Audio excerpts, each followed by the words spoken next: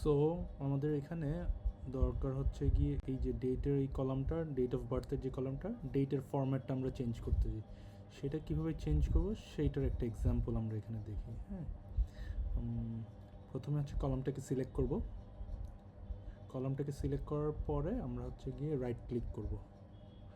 Right click করলে এখানে দেখবো আমরা ফরম্যাট সেল।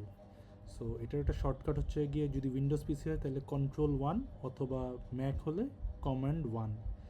এই যে এখানে শর্টকাটের সিম্বলটা দেওয়া আছে, এটা হচ্ছে আমার ম্যাকের জন্য। সো এখানে Command+1 দেওয়া আছে। যাদের উইন্ডোজ পিসি হবে এখানে Ctrl+1 লেখা থাকবে, বা Ctrl+1 ক্লিক করলে এই প্যানেলটা চলে আসবে। এখানে হচ্ছে সেলগুলির ফরম্যাট করতে পারবো, মানে আমরা কী ফরম্যাটে আমাদের এটা ডেটাটা প্রেজেন্ট করবে সেইটার জন্য, ঠিক আছে।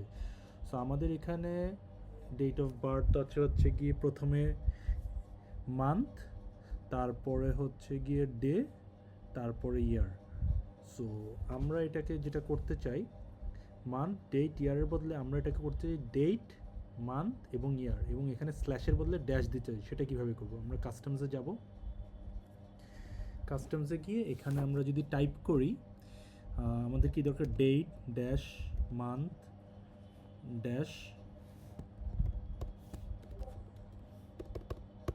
ইয়ার।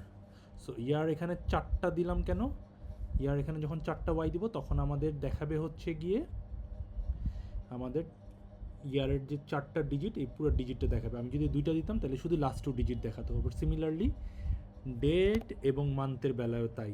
সো আমাদের ডেট যখন ডি দিব, আমাদের যদি ডেট থেকে কথার কথা 7